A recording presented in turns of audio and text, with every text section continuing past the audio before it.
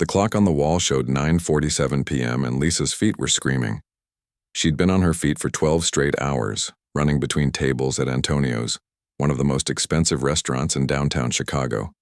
Her black shoes had worn thin, months ago, but buying new ones meant choosing between shoes and groceries. The choice was always groceries. Lisa wiped down table 14 for the third time, making sure every water spot was gone. Mr. Antonio was strict about presentation, and she couldn't afford to lose this job. Not when her little brother Jake was depending on her. At 19, she'd become his guardian after their parents died in a car accident 2 years ago. Jake was only 14 then, scared and lost. Now he was 16, doing well in high school, and dreaming of becoming an engineer. Those dreams cost money she barely had. The restaurant was buzzing with its usual Friday night crowd. Wealthy couples celebrating anniversaries, business deals being made over expensive wine, and tourists trying to impress each other with the fancy atmosphere. Lisa had learned to blend into the background, to smile and nod at the right moments, to anticipate what people needed before they asked. It was a skill that came from necessity. She glanced across the dining room at the grand piano sitting in the corner. It was beautiful. A pristine white Steinway that probably cost more than she'd make in 5 years. The piano had been there as long as anyone could remember, covered in a thin layer of dust that the cleaning crew wasn't allowed to disturb. Management claimed it was broken, just there for decoration, but Lisa knew better. She'd seen the piano, tuner come in quietly every few months when the restaurant was closed. Music had been Lisa's life once. Her mother had started teaching her piano when she was 5 years old. By the time she was 12, she was playing in recitals and competitions. Her teacher, Mrs. Henderson, used to say she had magic in her fingers. Lisa had dreamed of studying music in college, maybe even performing professionally someday. But dreams don't pay rent or put food on the table. She hadn't touched a piano in almost 2 years.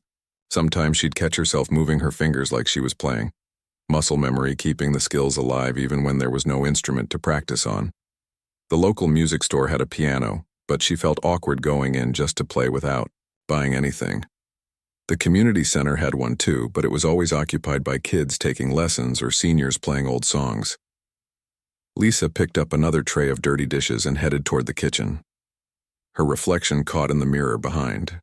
The bar, tired eyes, hair pulled back in a simple ponytail, the same white shirt and black pants she wore every day. She looked older than 19, worn down by responsibility and endless work shifts. "Order up for table 7, called Tony from the kitchen. Lisa grabbed the plates, lobster thermidor and filet mignon, dishes that cost more than she spent on food in a week. She delivered them with a smile, refilled water glasses, and checked if anyone needed anything else. The routine was automatic now. Near the piano, she noticed a man sitting alone at table 12. He'd been there for over an hour, barely touching his food. Most people came to Antonio's to see and be seen, to celebrate or impress someone. But this guy seemed lost in thought, staring out the window at the city lights. He was probably in his 50s, wearing an expensive suit that looked custom-made. His watch caught the light when he moved, definitely real gold. Rich people often ate alone at fancy restaurants, but something about this man seemed different.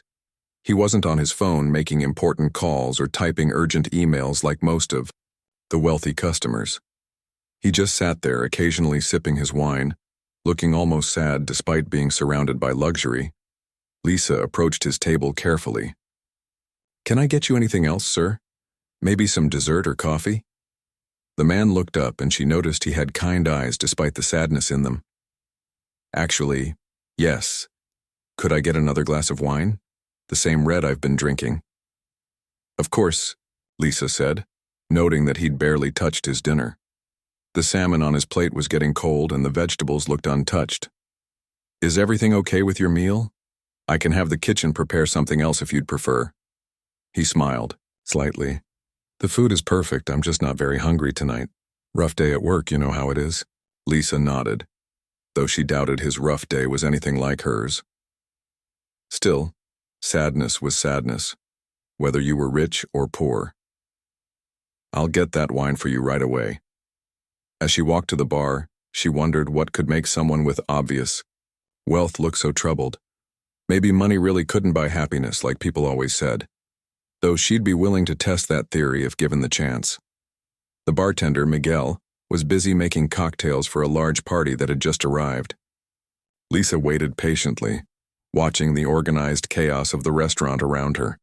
Servers weaving between tables, the kitchen door swinging open and closed, the soft conversation of diners mixing with gentle background music from the sound system. Her eyes drifted back to the piano. What would it feel like to play again?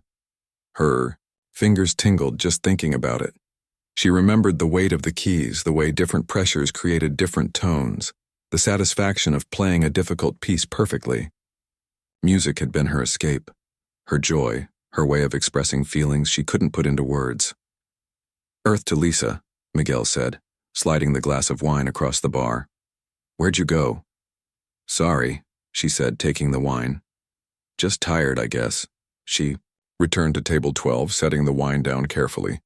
The man looked up again, and this time he noticed her glance at the piano. "You play?" he asked, surprising her. "I used to," Lisa admitted before she could stop herself. She usually kept personal information private with customers, but something about his direct question caught her off guard. "Used to? What happened?" Lisa hesitated. This was definitely crossing the line from professional service into personal conversation. But the restaurant was quieter now, and her other tables were taken care of. "Life happened, I guess. I haven't played in almost 2 years. The man nodded like he understood. "That's a shame. Music is important. It feeds the soul in ways nothing else can." "Are you a musician?" Lisa asked. "Me? No, I can barely carry a tune. But I appreciate good music when I hear it. My daughter was a pianist." He paused, pain flickering across his face. She would have loved that piano. Lisa sensed there was more to that story, but she didn't push. Everyone had their grief to carry. She was about to excuse herself when the man looked directly at her, something shifting in his expression. "That piano over there," he said, nodding toward the corner. "Management says it's broken, but I've been watching this place for months. They maintain it, don't they?" Lisa was surprised by his observation. Most people never notice details like that. "I think so," she said carefully, not wanting to get in trouble for gossiping about restaurant business. The man smiled for the first time that evening, and Lisa realized he was making some kind of decision. There was a spark in his eyes now, like he'd just thought of something interesting, something that might change everything. The wealthy man leaned back in his chair, studying Lisa with curious eyes. She felt a bit uncomfortable under his gaze, wondering if she'd said something wrong. Rich customers could be unpredictable, and she needed this job too much to risk offending anyone. "What's your name?" he asked gently. "Lisa," she replied, tucking a loose strand of hair behind her ear. "Is there anything else I can get for you, sir?" "Actually, yes, but first sit down for a minute." He gestured to the empty chair across from him. "You look exhausted." Lisa glanced around nervously. Mr. Antonio didn't like servers sitting with customers unless they were regulars who specifically requested it. But the restaurant was winding down, most tables had been cleared, and her manager was busy in the back office counting the night's receipts. "I really shouldn't," she said. "I'm still working." "Just for a minute," the man insisted. "My name is David, by the way, and I have a proposition for you." Something in his tone made Lisa pause. She looked around once more, then carefully sat down on the edge of the chair, ready to jump up if needed. "What kind of proposition?" David smiled, and she noticed his whole face changed when he did. The sadness seemed to lift, replaced by something that looked almost mischievous. "Tell me about your piano playing. How long did you study?" 14 years, Lisa answered automatically, then caught herself. "But like I said, I don't play anymore. I work here now." 14 years is a long time. You must have been good. Lisa felt heat creep up her neck. She wasn't used to talking about herself, especially not about the dreams she'd given up. "I was okay, I guess. I won some local competitions when I was younger. My teacher thought I had potential." "What happened?" Why did you stop? The question hit harder than she expected. Lisa looked down at her hands, calloused now from carrying heavy trays instead of soft from piano practice. My parents died in an accident 2 years ago. I had to drop out of college to take care of my little brother. This job pays the bills. David's expression softened. I'm sorry for your loss. That must have been incredibly difficult. We manage, Lisa said quickly, not wanting pity. Jake's doing great in school. He wants to be an engineer. And what did you want to be? The question hung in the air between them. Lisa hadn't let herself think about her old dreams in months. It hurt too much. It doesn't matter now, she said finally. Humor me. David pressed gently. What was the dream? Lisa sighed, glancing at the piano across the room. I wanted to study music therapy, help people heal through music.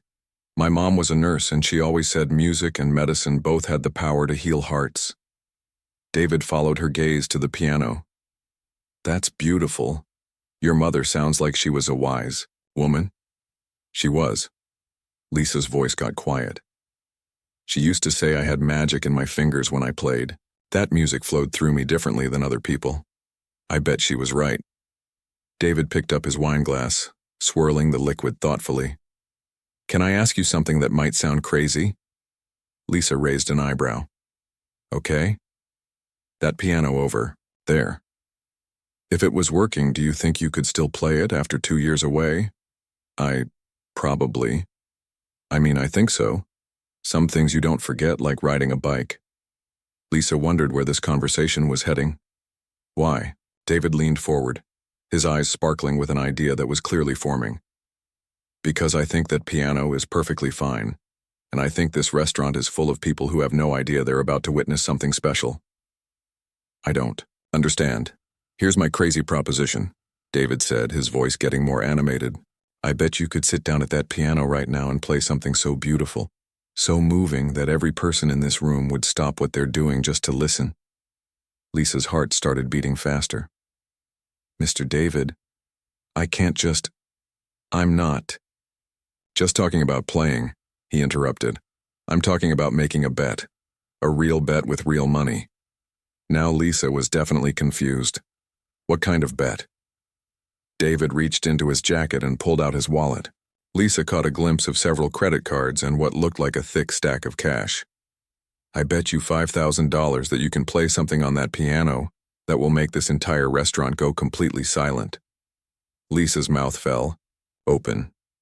$5,000? That was more money than she made in 3 months. That was enough to cover Jake's school expenses for the whole year, maybe even buy him the laptop he needed for his engineering classes. $5,000? She whispered. $5,000, David confirmed. But here's the catch. It has to be something that moves people.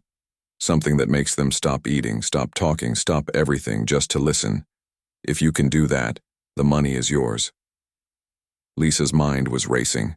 It sounded too good to be true, which usually meant it was. And if I can't? If people just ignore me or if the piano really is broken? Then you don't owe me anything. You go back to work, and we pretend this conversation never happened. Why would you do this? Lisa asked suspiciously. You don't even know me. David was quiet for a moment, staring into his wine. Let's just say I've been having a rough year. I lost someone very important to me, and I've been feeling pretty hopeless about everything. But talking to you tonight, hearing about your dreams and your strength, it reminds me that there's still beauty in the world. Sometimes we just need to take a chance on it. Lisa felt her chest tighten. She could hear the sincerity in his voice, see the pain he was trying to hide. This wasn't just about money or entertainment. This was about something deeper. But what if Mr. Antonio gets mad? What if I get fired? Leave that to me, David said confidently. I'll handle any problems with management. This is between you and me. Lisa looked across the restaurant at the piano. Her fingers were already tingling, imagining the feel of the keys. She could almost hear the music in her head, pieces she'd memorized years ago that were still there, waiting. But it had been so long. What if she'd forgotten more than she thought? What if her technique was rusty? What if she embarrassed herself in front of all these people? I don't know, she said, her voice shaking slightly. It's been 2 years. I might not be any good anymore. Music like yours doesn't just disappear, David said firmly. It might be sleeping, but it's still there. I can see it in your eyes. When you look at that piano, Lisa bit her lip, torn between fear and excitement. $5,000 would change everything for her and Jake. But more than that, she realized she missed music desperately. She missed the feeling of creating something beautiful, of losing herself in melodies and harmonies. You really think I can do it? She asked quietly. David smiled that warm smile again. I think you're going to surprise yourself, and everyone else in this room. Lisa took a deep breath, her heart pounding so hard she was sure David could hear it. She looked around, the restaurant one more time. About 20 people were still dining, lost in their own conversations and meals. The soft background music played from hidden speakers, barely audible above the gentle chatter. Okay, she said finally, her voice barely above a whisper. Okay, I'll do it. David's face lit up. Really? Really? Lisa stood up, her legs feeling shaky. But I need a minute to mentally prepare, and we need to check if that piano actually works. Deal, David said, standing as well. This is going to be incredible. As they walked toward the piano together, Lisa wondered if she was making the biggest mistake of her life or taking the first step toward getting it back. Lisa's hands trembled as she and David approached the piano. Each step felt like walking toward a cliff, not knowing if she'd fly or fall. The white Steinway looked even more beautiful up close, its polished surface reflecting the warm restaurant, lights like a mirror. Wait, she whispered, suddenly stopping. What if it really is broken? What if management lied about maintaining it? David placed a reassuring hand on her shoulder. Then we'll know soon enough. But I have a feeling we're about to discover something wonderful. Lisa reached out and gently lifted the piano's lid. The keys were pristine, not a speck of dust on them. Someone had definitely been taking care of this instrument. She pressed middle C softly, and the note rang out clear and perfect. Her heart skipped a beat. It's tuned, she breathed, pressing a few more keys. The sound was incredible, rich and warm, exactly what you'd expect from a high-end piano. It's perfectly tuned. A few diners at nearby tables glanced over curiously, wondering what the waitress was doing at the decorative piano. Lisa felt their eyes on her and suddenly wanted to run back to the safety of taking orders and refilling water glasses. Having second thoughts? David asked gently. Lisa nodded, not trusting her voice. 2 years felt like a lifetime away from music. What if her fingers didn't remember? What if she made a fool of herself in front of all these people? What piece are you thinking of playing? David asked. I don't know yet, Lisa admitted. I used to have a whole repertoire memorized, but I'm not sure what's still there. She sat down on the piano bench, adjusting the height slightly. The familiar position felt strange after so long. Her back straight, feet flat on the floor, hands hovering over the keys. It was like greeting an old friend after years of separation. Take your time, David said, pulling out his phone. Mind if I record this? I have a feeling this is going to be special. Lisa's stomach fluttered. You really think people will stop and listen? I think you're about to find out. Lisa closed her eyes and let her fingers rest on the keys. Slowly, muscle memory began to return. Her hands found familiar positions, and suddenly she knew exactly what to play. Chopin's Nocturne in E-flat major, the piece that had won her the state competition when she was 17, the piece her mother had loved most. She began with the softest touch, the opening notes, floating through the air like whispered secrets. The melody was gentle, almost questioning, as if asking permission to exist in this space filled with clinking glasses and quiet conversation. At the table closest to the piano, an elderly couple looked up from their dessert. The woman touched her husband's arm, and they both turned toward Lisa. The notes continued, growing slightly stronger, more confident. Lisa felt the music flowing through her fingers like it had never left. Every phrase came back to her perfectly. The delicate ornaments, the subtle dynamic changes, the way Chopin wove emotion into every measure. She'd forgotten how it felt to create something beautiful, to channel feelings into sound. A businessman. At table 6 paused with his fork halfway to his mouth. Caught by the unexpected melody, his dinner companion stopped mid-sentence and followed his gaze to the piano. The nocturne built to its first climax, Lisa's right hand singing the melody while her left hand provided a gentle, rocking accompaniment. The music painted pictures. In the air, moonlight on water, lovers walking through gardens, the bittersweet beauty of memories. More heads turned. Conversations began to quiet. The couple at table 3 set down their wine glasses and turned their chairs to face the piano better. Lisa opened her eyes and saw that she had an audience. Instead of panic, she felt a surge of joy. This was why she'd loved music. This connection, this ability to touch people's hearts without saying a word. She smiled slightly and let the music carry her deeper into the piece. The nocturne's middle section was more complex, full of rapid runs and delicate flourishes. Lisa's fingers danced across the keys, executing passages she hadn't played in 2 years as if she'd practiced them yesterday. The music demanded attention now, no longer asking permission but claiming its rightful place in the room. A young couple near the window had stopped eating entirely. The woman had tears in her eyes, and her boyfriend reached across the table to hold her hand. They watched Lisa play with the kind of wonder people usually reserved for sunsets or newborn babies. The server's station had gone quiet too. Miguel, the bartender, was polishing the same glass over and over, completely absorbed in the music. 2 other waitresses had stopped their closing duties to listen. Even some of the kitchen staff had emerged from the back, drawn by the unexpected concert.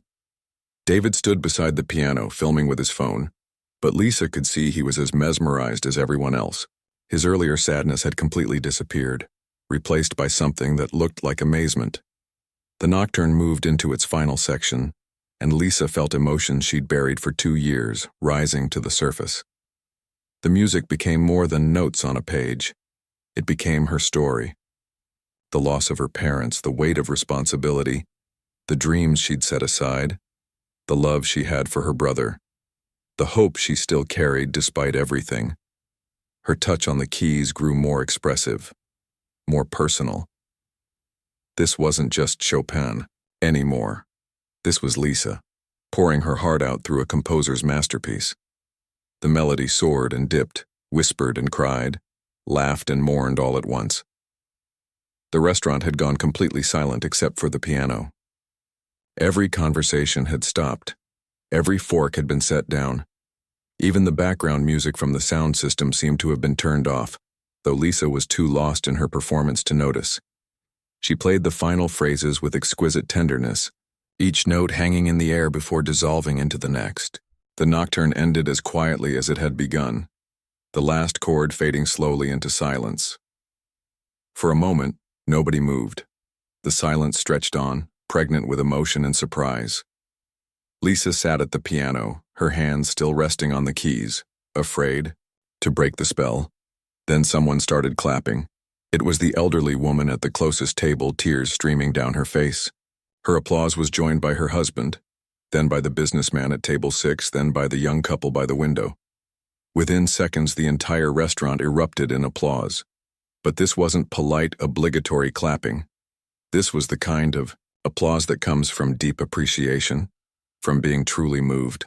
People were standing up, some wiping their eyes, others calling out "bravo" and "beautiful."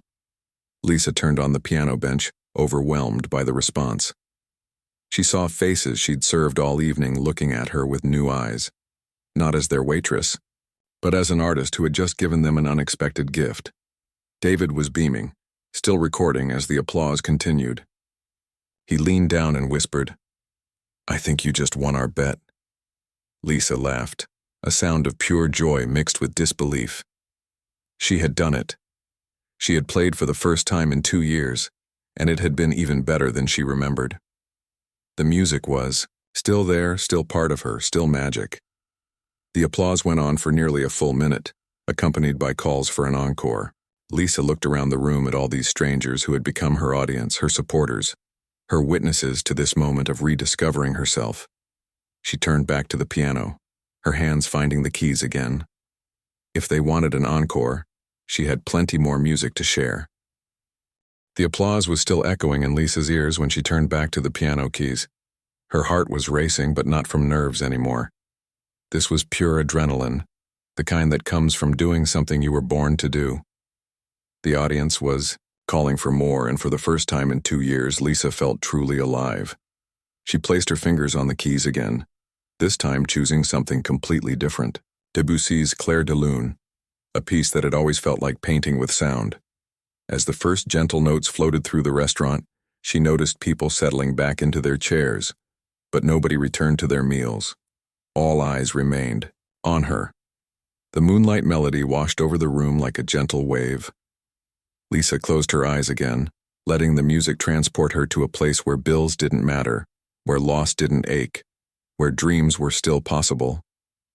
Her technique was flawless, muscle memory guiding her through every delicate phrase as if she'd never stopped practicing. At table 8, a middle-aged businessman pulled out his phone, not to check emails but to record this unexpected concert. His wife, who had been scrolling through social media moments before, now sat transfixed, her phone forgotten on the table. David moved to get a better angle with his recording, but Lisa was too lost in the music to notice. The Debussy piece required a different kind of touch, softer, more impressionistic, like capturing the essence of moonlight itself. Her fingers barely seemed to press the keys, yet every note rang clear and perfect. "Is that really our waitress?" whispered a woman at table 12 to her date. "She plays like a professional." Her companion, a music teacher at the local high school, nodded in amazement. "Better than professional. That's conservatory-level playing. Maybe even concert level." As Clair de Lune reached its dreamy conclusion, Lisa transitioned seamlessly into something more passionate, Rachmaninoff's Prelude in C-sharp minor. The dramatic opening chords filled the restaurant like thunder, causing several people to gasp. This was a completely different side of her playing, powerful, intense, technically demanding. The Russian composer's music required everything Lisa had. Her hands flew across the keyboard, executing rapid passages and thunderous chords that seemed impossible for someone so small. The prelude told a story of struggle and triumph, of darkness giving way to light. It was the perfect piece for someone who had survived tragedy and was finding her way back to joy. Miguel, the bartender, had stopped pretending to work entirely. He stood behind the bar with his mouth slightly open, watching Lisa's hands move with the precision of a master craftsman. He'd worked at Antonio's for 8 years and had never seen anything like this. The kitchen door kept swinging open as more staff members emerged to listen. Carlos, the head chef, stood in the doorway with his arms crossed, a huge smile on his face. He'd been working since 6 in the morning, but suddenly he wasn't tired anymore. As the Rachmaninoff built to its climactic moment, Lisa felt tears on her cheeks. She wasn't sad. These were tears of pure emotion, of reconnecting with a part of herself she thought she'd lost forever. The music was pouring out of her like water from a broken dam. 2 years of suppressed creativity finally finding its voice. The prelude's final chords crashed through the restaurant with the force of a symphony orchestra. When the last note faded, the silence was even deeper than before. Then someone started clapping slowly, deliberately, the kind of applause reserved for truly extraordinary performances. It was Mr. Antonio himself. Lisa's eyes flew open to see her boss standing at the edge of the dining room, still wearing his chef's apron. His usually stern face was soft with emotion, and he was clapping with the reverence of someone who recognized true artistry. The rest of the audience joined in with even more enthusiasm than before. Several people were standing, and Lisa heard someone shout "Bravo" from the back of the room. But the surprises weren't over. The elderly woman from the closest table stood up and approached the piano. Lisa recognized her now, Mrs. Chen, who came in every Friday with her husband. She'd been serving them for months but had never really talked to them beyond taking their order. "My dear, Mrs. Chen said, her voice shaking with emotion. That was absolutely magnificent. I'm the director of the Chicago Youth Symphony, and I haven't heard playing like that in years. Lisa's mouth fell open. You're... what? I've been coming here every week for 2 years, and I had no idea we had such talent serving our food. Mrs. Chen reached into her purse and pulled out a business card. I don't usually do this, but would you consider auditioning for our adult ensemble? We have a concert next month, and we desperately need a soloist. Before Lisa could respond, the businessman from table 6 was standing beside Mrs. Chen. Excuse me, he said. I don't mean to interrupt, but I'm Robert Walsh from Walsh Entertainment. We represent classical musicians for concerts and recording contracts. He held out his own business card. That performance was absolutely extraordinary. Have you ever considered a professional career? Lisa couldn't find words. This felt like a dream, the kind she used to have in high school when she imagined her future in music. David stepped forward, still holding his phone. Gentlemen, lady, I think our pianist might need a moment to process all this. But more people were approaching the piano. The music teacher from table 12 introduced herself and offered private lessons. A woman who turned out to be a music therapist, Lisa's old dream career, wanted to discuss opportunities at the children's hospital where she worked.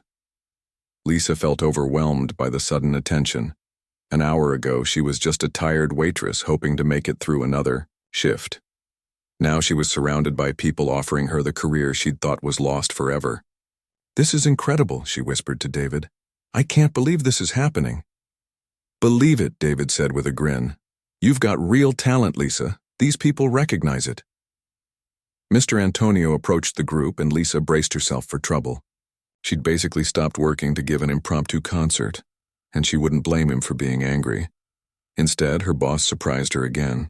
Lisa, he said, his thick Italian accent making her name sound musical. In 30 years of running this restaurant, nothing like this has ever happened. You have turned my dining room into a concert hall. I'm sorry, Mr. Antonio. I know I should have been working, but... Sorry? He looked genuinely confused. Why sorry? You have given my customers an experience they will remember forever. Look around. Lisa looked. Every single person in the restaurant was smiling. The atmosphere had completely transformed from a typical Friday night dinner service into something magical, something special. I have a proposition for you, Mr. Antonio continued. What if you played here every Friday night? Not as a waitress, but as our house pianist. I can pay you more than you make serving tables, and you can still keep your regular shifts if you want. Lisa's head was spinning. In the span of one evening, her entire life had changed direction. The piano bench she was sitting on felt like a launching pad, ready to propel her toward a future she'd never dared to dream possible again. She looked at David, who was beaming with pride like a father watching his daughter graduate. She thought about Jake at home, probably doing homework, unaware that his sister's life was about to get so much better. Can I think about all this? She asked the group of people surrounding her. Of course, Mrs. Chen said kindly. But don't think too long. Talent like yours shouldn't be hidden. As the crowd began to disperse back to their tables, Lisa remained at the piano, her hands resting on the keys that had just changed everything. Lisa sat at the piano for a few more minutes, her hands trembling slightly as she processed everything that had just happened. The restaurant was slowly returning to normal, but she could feel eyes still on her, hear whispered conversations about her performance. Her uniform suddenly felt strange, like she was wearing a costume that no longer fit who she was becoming. David approached the piano bench, his phone finally tucked away. So, he said with a smile, I believe we had a bet. Lisa laughed, the sound coming out a bit shaky. I completely forgot about the money. This whole thing feels like a dream. Well, this dream just earned you $5,000. David reached into his jacket and pulled out an envelope. I had this prepared before we even started because honestly, I knew you were going to blow everyone away. Lisa stared at the envelope like it might disappear if she touched it. You really knew? How could you know? David sat down beside her on the piano bench. Because I've spent my whole life around music even though I can't play a note myself. My daughter was a pianist too. She had that same look in her eyes when she talked about music, like it was the most important thing in the world. Had?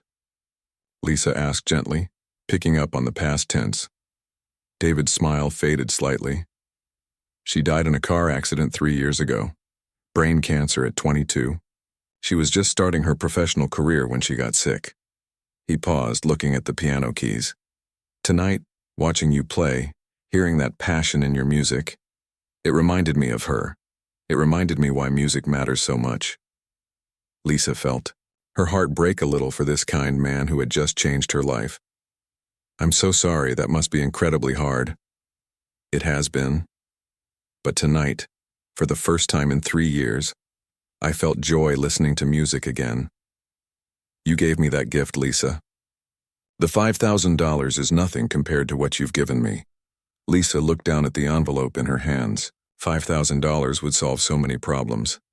But David's words meant even more than the money. She'd forgotten that music could heal not just the person playing, but everyone listening too. There's something else, David said, reaching into his other pocket. I wasn't completely honest about who I am. He handed her a business card and Lisa's eyes widened as she read it. David Richardson, CEO of Richardson Music Foundation. She'd heard of this foundation. They provided scholarships for young musicians and funded music programs in schools. You run the Richardson Foundation? Guilty as charged, David said with a sheepish grin. I started it after my daughter died to help other young musicians achieve their dreams. And Lisa, I'd like to offer you a full scholarship to study music therapy at any school you choose. Lisa's mouth fell open. What? Are you serious? Completely serious. The foundation covers tuition, living expenses, even childcare costs if needed. Your brother could come with you, and we'd make sure he has everything he needs to finish high school and start college wherever you end up studying. Lisa felt like the world was spinning. But why? You barely know me. Because talent like yours deserves to be nurtured. Because your dream of helping people heal through music is exactly what this world needs. And because David's voice got softer. My daughter would have wanted me to help someone like you. Tears started flowing down Lisa's cheeks. I don't know what to say. Say you'll think about it. The offer stands whenever you're ready. Mr. Antonio appeared beside them, having finished talking to the other customers. Lisa, I hope you don't mind, but I've been thinking about my offer too. The Friday night piano job. More than that. Mr. Antonio sat down across from them. My grandfather built this restaurant 60 years ago. He always said it should be a place where art and food come together, where people create memories. Tonight, you reminded me of his vision. Lisa wiped her eyes, trying to focus on what he was saying. I want to expand the idea. What if we had live music several nights a week? What if we turned this into a place where musicians like you could perform while they're building their careers? I could offer you a manager position. You'd coordinate the music program, perform regularly, and still have time for your studies. Do you really trust me with something like that? After tonight, absolutely. You understand music, you understand people, and you understand hard work. That's exactly what this job needs. Lisa looked around the restaurant with new eyes. She could imagine it filled with music every night, giving other struggling artists the same chance she'd just received. That sounds amazing. Mrs. Chen approached their little group, her business card still in Lisa's pocket. I hope I'm not interrupting, but I wanted to add something to my earlier offer. Of course, Lisa said, though her head was already spinning. From too many opportunities. The youth symphony position comes with something I didn't mention. We have a partnership with the local college's music therapy program. If you performed with us, you could start taking classes part-time right away, even before you decide about the full scholarship. Lisa looked at all these people who had been strangers an hour ago, and were now offering to change her entire life. This is all so overwhelming. I never imagined anything like this could happen. Good things happen to people who deserve them, David said simply. And you, Lisa, deserve all of this and more. Lisa's phone buzzed with a text from Jake. Working late tonight? I saved you some pizza. She smiled, thinking about her little brother at home. Jake had sacrificed so much too, never complaining when she had to work double shifts, always encouraging her even when things got tough. Now she could give him the future he deserved. "I have one condition," Lisa said, looking at each of them. "Whatever I decide, my brother Jake has to be part of it. He's the reason I've worked so hard, and he deserves every opportunity I get." "Of course," David said immediately. "Family comes first." Mr. Antonio nodded. "The job offer includes benefits for both of you." Mrs. Chen smiled. "The symphony would love to meet your brother. We have programs for young people interested in music too." Lisa stood up from the piano bench, still holding David's envelope and the stack of business cards she'd collected. The restaurant was nearly empty now, just a few customers finishing their dessert and coffee. The magical evening was winding down, but Lisa knew this was really a beginning. "I need to get home and tell Jake about tonight," she said. "And I need time to process all of this. But I want you all to know that you've given me hope I didn't think I could have anymore." David stood up and shook her hand. "Take all the time you need, but don't let this moment slip away. You're meant for great things, Lisa." As she walked toward the staff room to get her things, Lisa caught her reflection in the mirror behind the bar. She looked different somehow. Not just tired from a long shift, but alive with possibility. The girl looking back at her had dreams again. 3 months later, Lisa performed her first concert as a soloist with the Chicago Youth Symphony. Jake sat in the front row, wearing his first suit and beaming with pride. David was there too, along with Mr. Antonio and half the staff from the restaurant. But the best part was afterward, when a little girl in the hospital where Lisa had started her music therapy internship told her that the piano music helped her feel brave during her treatment. Lisa finally understood what her mother had meant about having magic in her fingers. The magic wasn't just in the music, it was in the healing, the hope, and the courage to believe that dreams really can come true.